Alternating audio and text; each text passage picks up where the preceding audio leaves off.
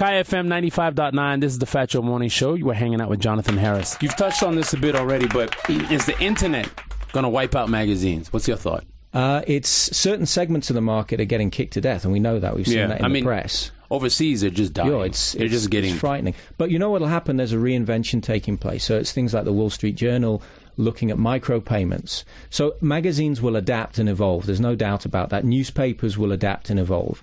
There are those that have already died. I mean, local newspapers, regional newspapers in the US have just, died. I mean, they're dead. They're gone. But what happens is different segments of the market behave in different ways. News is very difficult to compete with the internet on. No, you can't. You can't do it. We were talking to CNN the other day, and they were like, look, we're dying, We no longer break news. It's very difficult. That's it. But what are they doing? What they're saying now is the Newsweeks and the Times and the CNNs of the world, excuse me, is they're leveraging off the quality of their journalism. Yeah, they'll verify the stories. Yeah, and they'll interpret the story. And a lot of times there's so much information now, you actually want someone to filter it for you and interpret it for you. The discovery process. Yeah, exactly. So that you then sound smart when you're having dinner talking about the news. You're regurgitating what you read in Time or Newsweek. Exactly. So you still need that. But so magazines are under pressure. News, gossip. FHM guys rather look at boobs on the internet than they would in a magazine. Yeah. But then FHM does other things in the US and certainly in South Africa to offset that. I mean, they're extremely successful in offsetting that. But women's magazines, women's magazines haven't been impacted in the same way. Is FHM part of Thought 24? No. No. That's produced by Application. Okay. But they've been very successful in offsetting the internet. Because your very beautiful wife featured in FHM. Was it? And was this before? I knew he was getting back to FHM for a reason. Yeah, exactly. I couldn't quite follow that train of thought, and then it came back to FHM. Was this before you or after you? This was before me. Wow. The first picture I saw of my wife was her father, who thrust a copy of FHM into my hand and said, "That's my daughter." Are you serious? To which You've never I said, seen it? I have to meet her. Are you serious? No, I didn't know.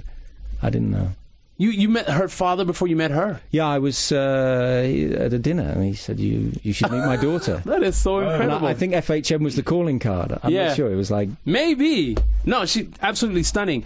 But what I found interesting, because I'm always bumping into her, and you as well, after your workouts. No, together. I got to change where I go. And she tells me that you guys took like a year or two off after you got married, like just sort of traveling the world, backpacking around the world. Is that true? That was the diving. Oh, that was the diving. Yeah, we went off. She calls it backpacking. You call it diving. I was diving. Yeah, it was slightly more It was definitely more backpacking for her. Yeah, right. She was backpacking while I was diving. Did the two of you enjoy it equally? That's a good question. That's a no. You know what? It was. I went off doing lovely diving and left Candice in a small house up in a banana plantation, 5 miles from anywhere in the middle of a forest. So when she'd finally hiked down the road, because we didn't have a bike or a motorbike. Where was this? This was in a place called Koh Samui in Thailand. In Thailand, okay. Yeah, it was pretty rough. So the mosquitoes as big as toenails. Yeah, toes, actually. We lived next to a pig farm. Ugh. Yeah, it was oh, no. And this is what you give her for the first year together. Yeah, shame. All she heard was investment banker. Yeah.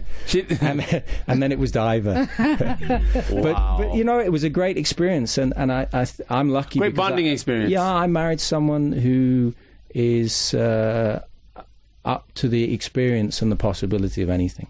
Yeah. So we've travelled and been able to explore, which has been fabulous. It's great. I think I speak from personal experience, but it's great to have somebody who can, who can roll with the punch. I mean, like Candace, someone you've seen in magazines, on TV, etc., and she can roll with the punches, whether it's high tide or low tide. I find that so cool.